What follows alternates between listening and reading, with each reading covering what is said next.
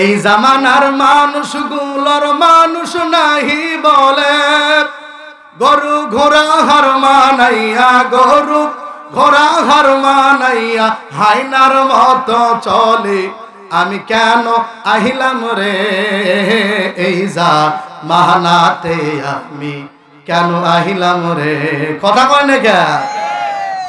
এই জামানার মানুষগুলোর মানুষ নাহি বলে, গরু ঘোড়া হার মানাইয়া, গরু ঘোড়া হার মানাইয়া হাইনার মতো চলে।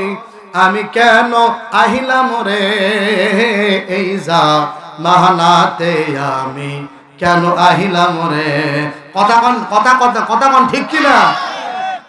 রাস্তাঘাটে চলে ওরা গলা গলি ধরে, দেখলে ওদের চলা ফেরা, দেখলে ওদের চলা ফেরা মাথায় আমার ঘরে। আমি কেন আহিলাম রে এই জামানাতে, আমি কেন আহিলাম রে? বলেন না সবাই, ও মাওলা কেন আইলাম রে এই জামানাতে, আমি কেন আইলাম রে? লিল্লাহে তাকবীর। আল্লাহ পাক বললেন, নবী গো, নামাজ মানুষকে পরিষ্কার পরিচ্ছন্ন বানায়, নামাজ মানুষকে পবিত্র বানায়। রে মুসলমান, এই কেমন নামাজে তুমি সুদ খাইলা, তুমি সুদের টাকা খাও? বলেন তো মুসলমান বাজান রে, সুদের টাকা যে 1 টাকা পরিমাণে খায়, মায়ের সঙ্গে 42 বার জিনা করার অপরাধ তার আমলনামায় লিপিবদ্ধ করা হয়। কথা বলেন, কথা ঠিক কিনা? মুসলমান ভাইরা আমার, বলেন তো মায়ের সঙ্গে জিনার মধ্যে লিপ্ত হতে পারবেন? আরো জোরে কোন? সুদ খাওয়া, সুদ দেওয়া, সুদের সাক্ষী হওয়া, সুদের অফিসে চাকরি করা, একই অপরাধের অপরাধী। কথা কোন, কথা ঠিক কিনা? আমাদের বাংলাদেশে সুদ দেওয়া, সুদ নেওয়া, এটা আমাদের অবস্থা কেমন? কথা কয় না কে? হাই রে, ঘরে ঘরে কথা কোন, সুদ ঢুকছে না ঢোকেনি? মুসলমান ভাইরা আমার, গভীর মনোযোগ দিবেন, কোন দিকে নজর দিবেন না। আল্লাহ পাক দেখে বললেন, ইয়া রাসূলুল্লাহ, ইয়া হাবিবাল্লাহ, নবী গো, আমি জানাই দিলাম তোমরা পরিপূর্ণ ইসলামের মধ্যে ঢুকে যাও। এরে মুসলমান বাজান রে, পরিপূর্ণ ইসলামের মধ্যে যদি আমরা ঢুকতে পারি, আল্লাহ পাক বলেন ওই বান্দার জন্য আমি আল্লাহ 8টা জান্নাতের দরজা খুলে দেব। জোরে বলনা সুবহানাল্লাহ। মুসলমান ভাইরা আমার, এই জাহেলিয়াতের যুগের মানুষগুলি পরিপূর্ণ ইসলামের মধ্যে না ঢুকে, জাহেলিয়াতের যুগের মানুষগুলি বিভিন্ন অন্যায় অপরাধ অপকর্মের মধ্যে লিপ্ত হয়ে যায়। এই মানুষগুলো বিভিন্ন অপকর্মের মধ্যে লিপ্ত হয়ে গেল। মুসলমান বাজারে একটা পরিবার উটের পানি যদি আর একটা উটে খায়, একে কেন্দ্র করে নিয়ে একটা এলাকার গোত্র আর একটা গোত্রের সঙ্গে জিহাদ ঘোষণা করত। কথা কয় না? আরো জোরে কন। এমন একটা সমাজ গঠন হয়ে গেল, যেই সমাজের মধ্যে একটি কন্যা সন্তান যদি জন্মগ্রহণ করত, এই কন্যা সন্তানকে জীবিত অবস্থায় মাটির মধ্যে দাফন করত। কথা ঠিক? এমন একটা সমাজ গঠন হয়ে গেল, যে পরিবারের মধ্যে কন্যা সন্তান জন্ম নিত, তারা মনে করত এই কন্যা সন্তান হল অভিশপ্ত সন্তান। বলেন তো আল্লাহর নবীজি বলেছেন, যে পরিবারের মধ্যে কন্যা সন্তান জন্ম নেয়, আল্লাহ পাক ওই পরিবারের মধ্যে রহমত বরকত দিয়ে পরিপূর্ণ করে দেয়। জোরে কন্যা সুবহানাল্লাহ। আল্লাহর নবীজি ওয়াজ করতেছে, যে পরিবারের মধ্যে একটি কন্যা সন্তান জন্ম নিবি, আমি আল্লাহ রাসূল ঘোষণা করে দিলাম, তার জন্য আল্লাহ পাক একটা জান্নাতের গ্যারান্টি দিয়েছেন। সুবহানাল্লাহ বলবেন না? যেই পরিবারের মধ্যে 2টি কন্যা সন্তান জন্ম নিবে, তার জন্য আমি আল্লাহ রাব্বুল আলামিন 2টা জান্নাতের গ্যারান্টি দিলাম। যেই পরিবারের মধ্যে 3টি কন্যা সন্তান জন্ম নিবে, আল্লাহ রাসূল বলে দিয়েছেন, আমি রাসূল আমার সঙ্গে জান্নাতের ভিতরে থাকবে। জোরে বলেন না সুবহানাল্লাহ। এমন সময় একজন সাহাবী হাত তুললেন, ইয়া রাসূলুল্লাহ, হাবিবাল্লাহ, আমার তো একটা পুত্র সন্তান। আল্লাহর নবী ডাকতে বললেন, সাহাবী রে বসে যাও, বসে যাও। সাহাবী বললেন, নবী গো, আমার পুত্র সন্তানের কোনো আওয়াজ নাই। আল্লাহ রাসূল ডাকতে বললেন, সাহাবী রে, আল্লাহ পাকের পক্ষ থেকে ফয়সালা না হওয়া পর্যন্ত আমি রাসূল কোনো কথা বলি না। সুবহানাল্লাহ। এখনো পর্যন্ত আল্লাহ পাক আমাকে জানেন নাই। বলেন তো আমার নবী নিজের থেকে বানাইয়া কোন কথা বলে, একটা কাজ করে, সব কার কথা?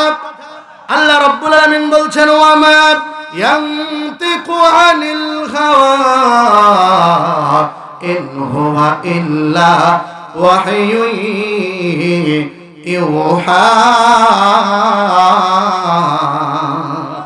আল্লাহু আকবার কোন। আল্লাহ পাক বলছেন নবী গো, আমার নবী যা বলেন সব আমি আল্লাহ আমার কথা বলে। আমার নবী যদি নিজের থেকে বানাইয়া একটা কথা বলতো, আল্লাহ রাব্বুল আলামিন বলেন ওয়ালাউ তাকাওয়ালা আলাইনা বা'দাল আকাবি।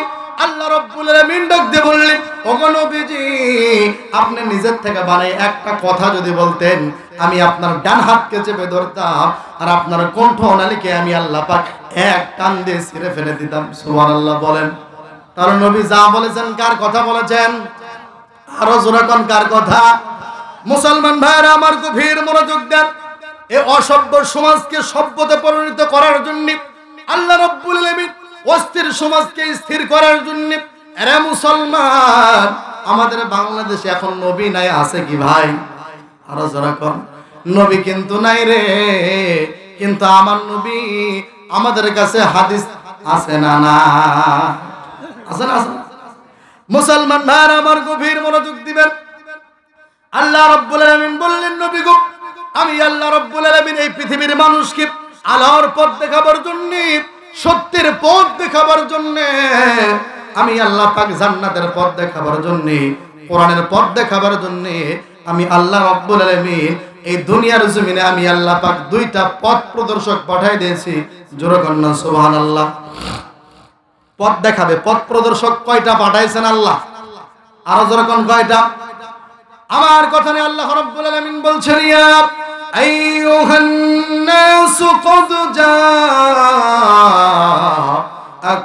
বুরহানুম মির রাব্বিকুম ওয়া আনজালনা ইলাইকুম নূরাম মুবিনা।